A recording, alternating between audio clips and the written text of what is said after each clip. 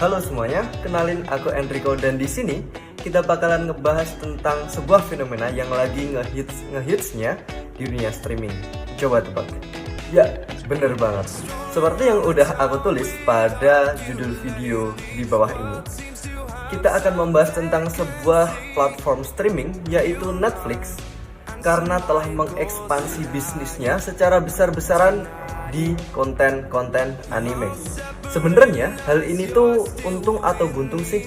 Keputusan mereka ini apakah keputusan yang tepat atau sebenarnya malah merugikan perusahaan?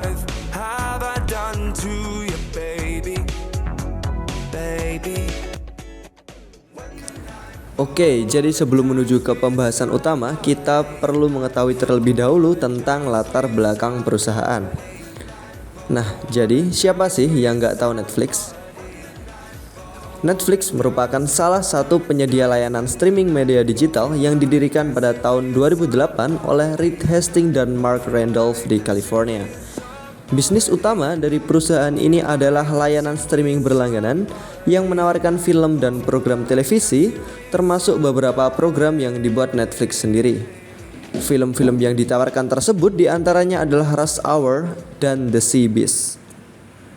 Seiring berjalannya waktu, kini Netflix merambah ke dunia anime. Pada awalnya, Netflix mengambil langkah serius untuk menyediakan layanan streaming anime pada tahun 2014 dengan memproduksi anime original pertamanya yang didasarkan pada seri manga Knights of Sidonia, serta mendapatkan lisensi eksklusif untuk menayangkan Nanatsu no Taizai atau The Seven Deadly Sins, salah satu anime terkenal di Jepang. Selanjutnya di akhir 2017, Netflix menyatakan bahwa sebagian besar dari 8 miliar dolar anggaran yang akan dibelanjakan untuk konten baru pada 2018 akan dibelanjakan untuk anime. Nah, menurut kalian apakah keputusan ini worth it untuk diambil oleh Netflix?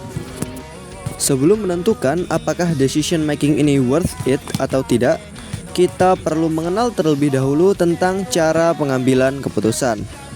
Nah, dalam pengambilan keputusan terdapat 8 proses yang akan dilakukan oleh decision makers atau pembuat keputusan, yang pada kasus ini adalah Netflix.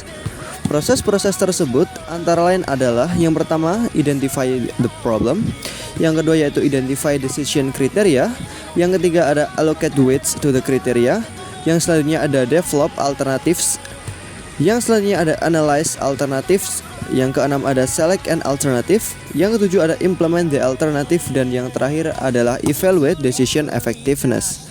Okay, so it is time for us to go one by one. Pada tahap yang pertama, Netflix menyadari bahwa untuk menjadi layanan streaming yang terkemuka, Netflix harus dapat mengikuti demand masyarakat yang didasarkan pada tren.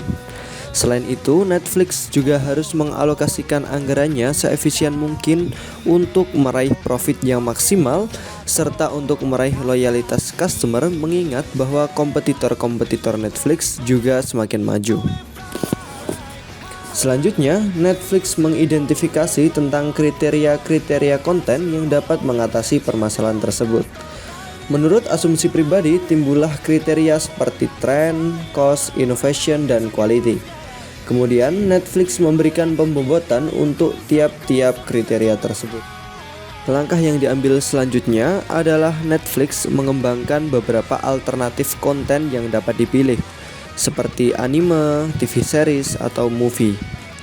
Nah, beberapa alternatif tersebut nantinya akan dianalisis untuk melihat strength dan weakness masing-masing berdasarkan bobot-bobot yang telah ditentukan sebelumnya.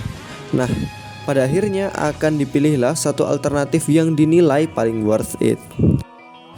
Setelah dilakukan pemilihan alternatif, maka tentu yang selanjutnya adalah mengimplementasikan alternatif tersebut.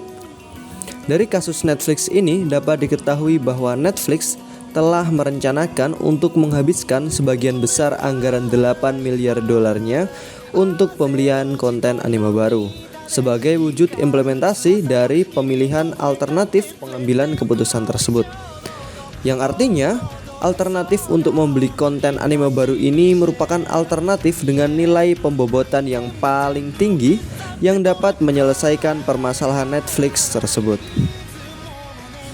Setelah mengimplementasikan alternatif, maka Netflix hanya tinggal melakukan evaluasi terhadap keefektifan keputusan yang didasarkan pada hasil monitoring perusahaan. Oke, saatnya kembali ke topik, apakah keputusan ini merupakan keputusan yang worth it atau enggak? Nah, menurut opini pribadi, keputusan yang dilakukan oleh Netflix ini merupakan keputusan yang worth it dan merupakan good decision. Hal ini karena Netflix dapat melakukan forecasting dengan baik berdasarkan latar belakang pasar serta melakukan pengambilan keputusan dengan penuh perhitungan. Dengan anime yang saat ini menjadi tren masyarakat di seluruh dunia, keputusan Netflix untuk menginvestasikan anggarannya untuk hal tersebut akan memancing konsumen-konsumen baru sekaligus membentuk loyalitas konsumen lama yang ingin menonton anime. Dengan demikian, maka Netflix dapat menguatkan kedudukannya sebagai platform streaming terkemuka sekaligus memaksimalkan profit dari bisnis yang dijalankannya tersebut.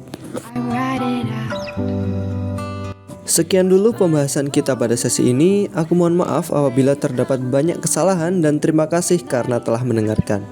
See ya.